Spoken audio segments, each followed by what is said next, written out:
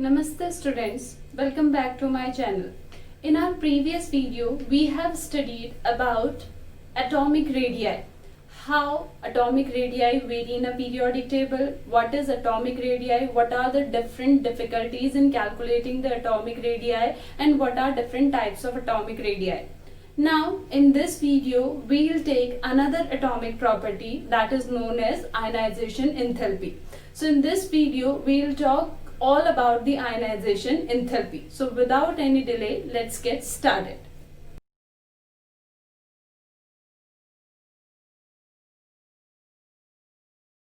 First of all, we'll talk about the definition of the ionization enthalpy. First of all, the definition of ionization enthalpy. Now, what is ionization enthalpy? Ionization enthalpy is the amount of energy required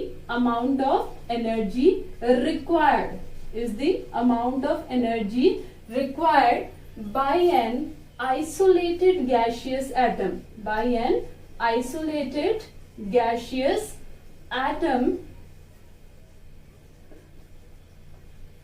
Ionization enthalpy is the amount of energy which is required by an isolated gaseous atom to remove the most loosely bounded electron of an atom. The most loosely bounded electron of an atom. Loosely bounded electron of an atom. So what is ionization enthalpy? The amount of energy which is required by an isolated gaseous atom to remove the most loosely bounded electron. Now, what is most loosely bounded electron? The electron which is present in the valence shell, the last valence shell. So, the electron which is present in the valence shell, that is the most loosely bounded electron because that received the minimum nuclear force of attraction. So, the amount of energy which is required to remove that electron from an isolated gaseous atom is known as ionization enthalpy. It means if the valence electron is tightly held by the nucleus, then ionization enthalpy is high because high amount of energy is required, and if the valence electron is loosely bounded by the nucleus, then we get very less ionization enthalpy. So ionization enthalpy is the amount of energy which is required to remove the loosely bounded electron, the outermost valence electron from an isolated gaseous atom. Here we have one more term, that is successive ionization enthalpy. Successive ionization enthalpy. Now, what do you mean by successive ionization enthalpy? Successive ionization enthalpy means the amount of energy required to remove first electron, then second electron, then third electron, then so on are known as successive ionization enthalpy. Means the amount of energy which is required to remove first electron from the valence shell, that is first ionization enthalpy. Now second electron from the valence shell, that is second ionization enthalpy. Third electron from the valence shell, that is third ionization enthalpy. So these are collectively known as successive ionization enthalpy. Ionization enthalpy is represented by, this ionization enthalpy is represented by delta IH. That is ionization enthalpy. So if we talk about the successive ionization enthalpy, so delta I1H, that is the first ionization enthalpy, delta I2H, that is the second ionization enthalpy, delta I3H, that is the third ionization enthalpy. So these are known as successive ionization enthalpy of an atom. And if we see the data of the successive ionization enthalpies of different atoms, in most of the cases, delta IH is less than delta I2H, which is less than delta I3H. Means successive ionization enthalpy goes on increasing. Means the amount of energy which is required to remove first electron from the atom is less than the amount of energy which is required to remove the second electron from that particular atom. So first one, the definition of the ionization enthalpy, and second one is the successive ionization enthalpy. Now let us explain this concept with the help of an example. Suppose I have aluminium. Now in aluminium I know that the electronic configuration, what is the electronic configuration? The electronic configuration is Neon 3s2 3p1. This is the electronic configuration. So if I want to remove the electron from the aluminium, first electron I will remove from P, because this is the valence shell electron, because this one is the valence shell electron. So when I remove one electron, it becomes Al positive. It becomes Al positive. Now the configuration becomes Ne3s2. It means in this we have how many 13 protons and 13 electrons. So 13 protons hold 13 electrons, means 13 electrons are attracted by the 13 protons. But in this we have 13 protons but only 12 electrons. Means the nuclear force of attraction experienced by a particular electron increases. In this, one positive charge is for one negative charge, but in this the positive charge is little bit greater than the one for a particular negative charge due to the removal of one electron. Now suppose the amount of energy which is required to remove first electron, delta I1H, should be X. It should be X. Suppose it be X. Now in second case, I'll remove the electron from this. Now I have to remove electron from this, because I have to remove the second electron. Now I'll remove the second electron from this species, not from this one. So it is already first of all positive charge, and I have to remove electron from this, so it becomes 2 positive. Now in this I have 13 proton and 12 electron. So nuclear force of attraction is stronger as compared to this. So a large amount of energy is required to remove the electron from Al positive. Here it becomes 13 proton and 11 electron. Nuclear force of attraction again increases. Here suppose delta I2H be 1. Now if I have to remove the third electron from the aluminium, I have to remove from this, not from this. So it becomes Al2 positive, 13 proton, 11 electron. A very strong force of attraction is there. It gives Al3 positive plus electron, which contain 13 proton and 10 electrons. And this is delta I3H, that is equals to, should be, let be Z. So this is our first ionization enthalpy. As we remove one electron from an isolated gaseous atom, the nuclear force of attraction experienced by the remaining electron increases. Due to the increase in the nuclear force of attraction experienced by the remaining electron, it becomes difficult for us to remove the electron from that particular species. As a result of which, second ionization enthalpy becomes greater than first ionization enthalpy.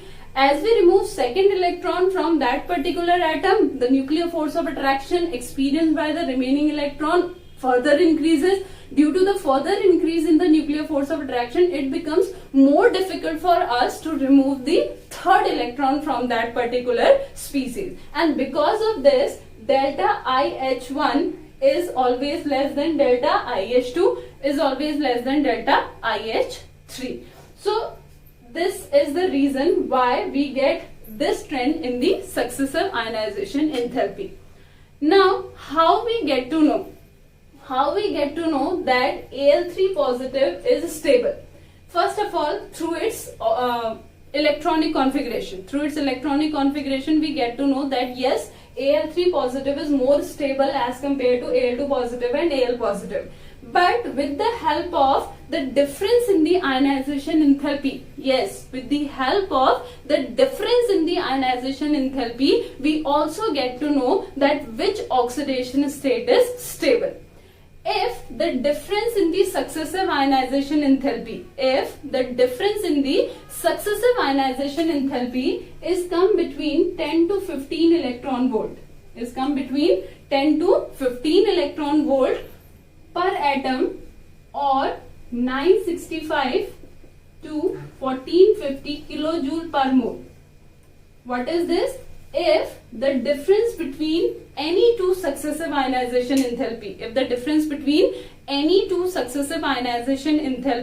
is come between 10 to 15 electron volt per atom or 965 to 1450 kilojoule per mole, then the lower oxidation state is not stable.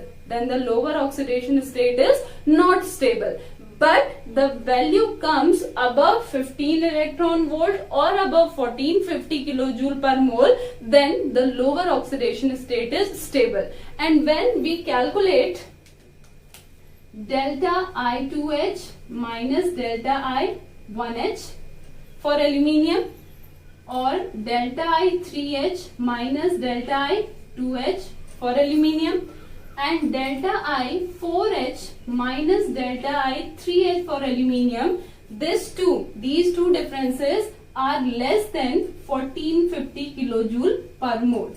It means the lower oxidation state is not stable, but this difference is greater than 1450 kilojoule per mole, and through this we get to know that our lower oxidation state means Al3 positive is more stable as compared to Al4 positive. So through this we get to know that which oxidation state is stable. The lower oxidation is stable when the difference is greater than 1450 kilojoule, and when the difference is less than 1450 kilojoule, it is not stable. So this is all about the ionization enthalpy and the successive ionization enthalpy. Now we will talk about the factors affecting ionization enthalpy. The first factor which influences the ionization enthalpy, which affects the ionization enthalpy, is the nuclear charge. The first factor which affects ionization enthalpy is nuclear charge. With the increase in the nuclear charge, it becomes difficult for us to remove the electron from the shell. So with increase in the nuclear charge, the ionization enthalpy increases.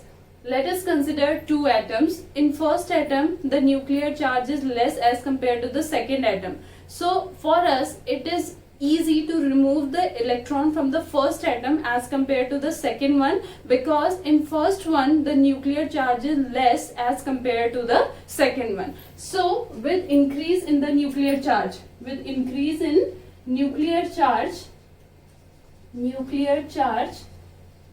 ionization enthalpy increases. Why increases? Because nucleus hold tightly the electron, and it becomes difficult for us to remove the electron from the shell. So with increase in the nuclear charge, ionization enthalpy increases. Next factor which affects ionization enthalpy is atomic size. Now, with increase in the atomic size, the distance from the nucleus, the distance between the nucleus and the outermost shell electron increases. Due to the increase in the distance between the nucleus and the outermost electron, its nuclear force of attraction decreases. Due to the decrease in the nuclear force of attraction, it becomes easy for us to remove the electron from the outermost shell. So with increase in the atomic size, distance increases. Due to the increase in the distance, nuclear force of attraction decreases, and due to the decrease in the nuclear force of attraction, ionization enthalpy also decreases. So with increase in atomic size, ionization enthalpy decreases. ionization enthalpy decreases. Clear? And because of this reason, as we move top to bottom in a group, atomic size increases, and due to the increase in the atomic size, ionization enthalpy decreases. Now, third factor which affects the ionization enthalpy is penetration effect. Penetration effect. Now, this is a new word for the present 11th class. For the new students of the 11th class, this is a new term, that is the penetration effect. Now, what is penetration effect? Suppose if I talk about third shell. Now, in third shell, I have three subshells. S, P and D. Now, out of these SPD means 3S, 3P and 3D. Cell is only one, that is third, but I have three subshells S, P and D. Out of these subshells, we all know that S present near to the nucleus as compared to P and D.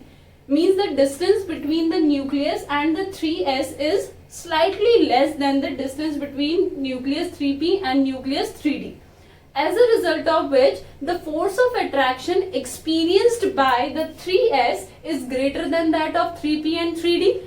It means the penetration effect is more in 3S as compared to 3P and 3D. So basically, what is penetration effect? Penetration effect is the nuclear force of attraction exerted by experienced by any subshell. Nuclear force of attraction experienced by any subshell of a particular shell is known as penetration effect. We can't we will not compare 3P with 4S. Though it is S, but it is 4S, so it is present in fourth shell. We have to compare the subshells, different subshells of a same shell. So here we have same shell, that is third one, and we have compared 3S, 3P and 3D. If I have to compare 4S, then I'll compare 4S with 4P, 4D and 4F, not with 3P and 3D.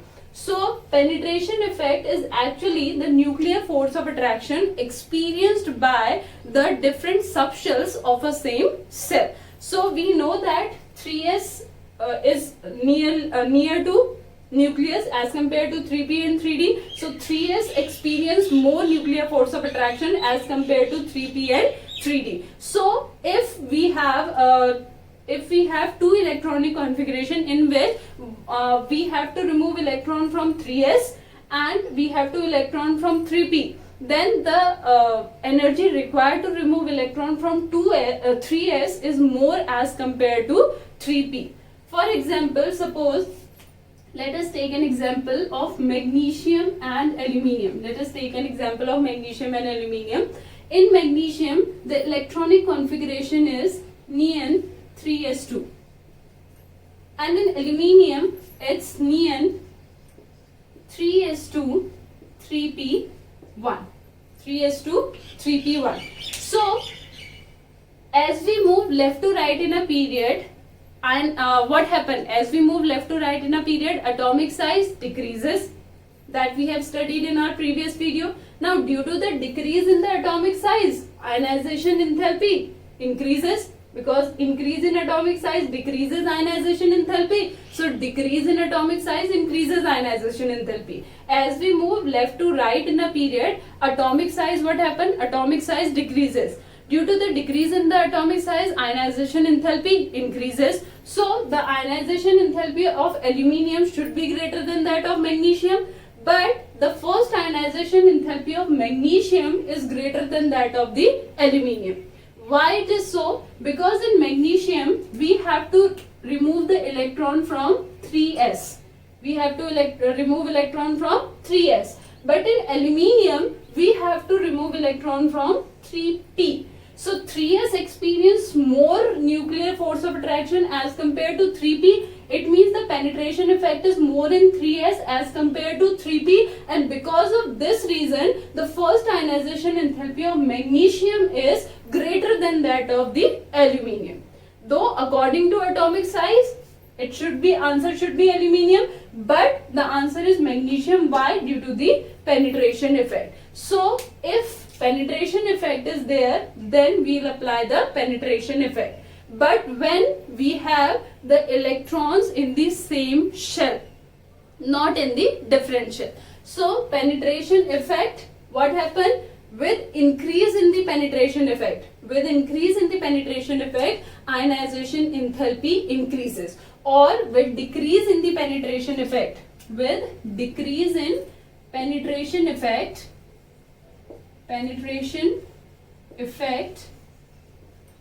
ionization enthalpy decreases. And penetration effect decrease in the order S, P, D, F. So ionization enthalpy also decreases in the same order. 4S, 4P, 4D, 4F, 3S, 3P, 3D, 2S, 2P, like this. So with decrease in the penetration effect, ionization enthalpy also decreases, and this is the example of the penetration effect. Now next factor which affects the ionization enthalpy, is shielding effect. Shielding or screening effect.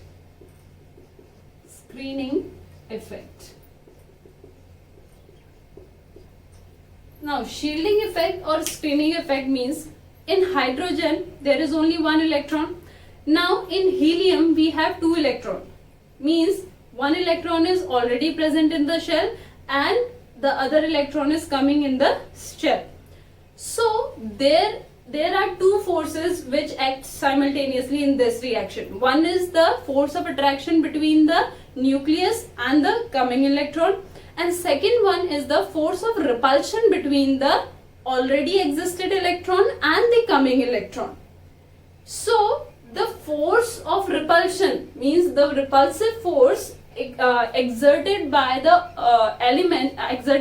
electrons which are already present in an atom towards the electron which is coming from the outside. That repulsive force is known as screening effect. So what is the screening effect actually? Screening effect is the repulsive force experienced by the coming electrons through the electrons which are already present in an atom is known as screening effect. And due to this repulsion, the coming electron is not able to experience the total nuclear charge of that particular atom. Means the total nuclear charge of that particular atom is not experienced by the coming electrons due to this shielding effect. And the nuclear charge which is experienced by the coming electron is known as effective nuclear charge. So there is a difference between the nuclear charge and the effective nuclear charge. What is nuclear charge of an atom? The overall nuclear force of attraction of an atom is known as nuclear charge, the overall. And the nuclear force of attraction experienced by a particular electron is known as effective nuclear charge. So how we can calculate effective nuclear charge? We can write effective nuclear charge as Z effective. So effective nuclear charge equals to total nuclear charge minus screening constant.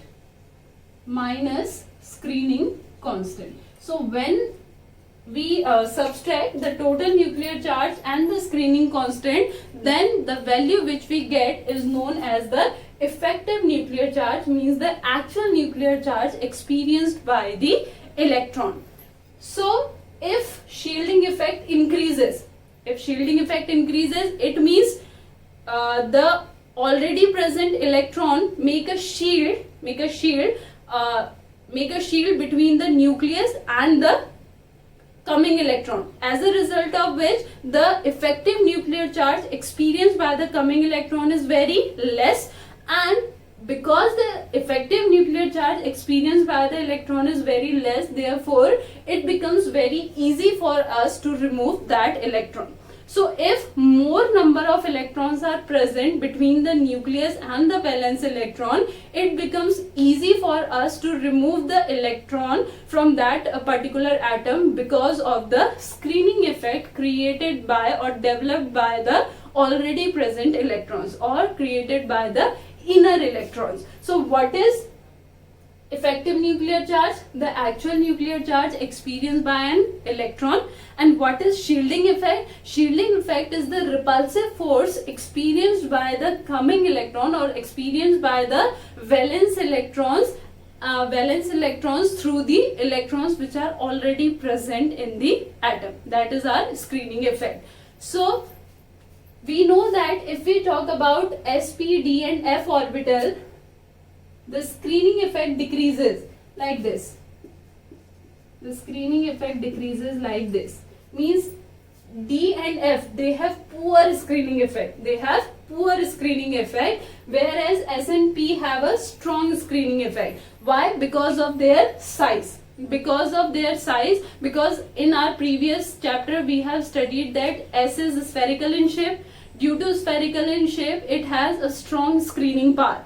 Now P is dumbbell shape, so there is a gap between the two dumbbells, therefore the screening effect little bit decreases. In D we have double dumbbell, as a result of which the gap again increases, and due to the increase in the gap, screening effect decreases. So screening effect decreases in this way. If screening effect increases in this way, then what happens? Then if suppose an electron is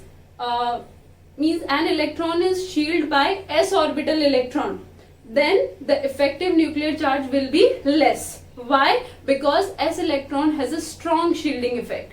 It will protect the nuclear force of attraction to reach up to the valence electron. It will protect. But if the valence electron is shielded by the d orbital electrons, then their shielding effect is poor. So they will not shield the nuclear force of attraction that much as shielded by the s electron. So if the shielding effect increases, ionization enthalpy decreases. And if shielding effect decreases, ionization enthalpy increases. So decrease in shielding effect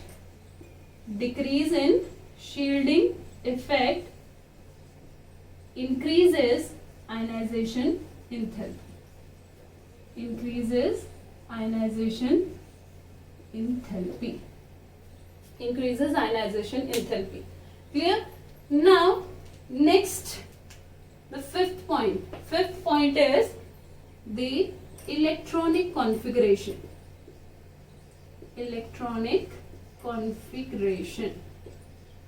Now in our previous chapter, the last topic which we have studied is the stability of the half-filled and fully filled orbitals as compared to the partially filled orbital.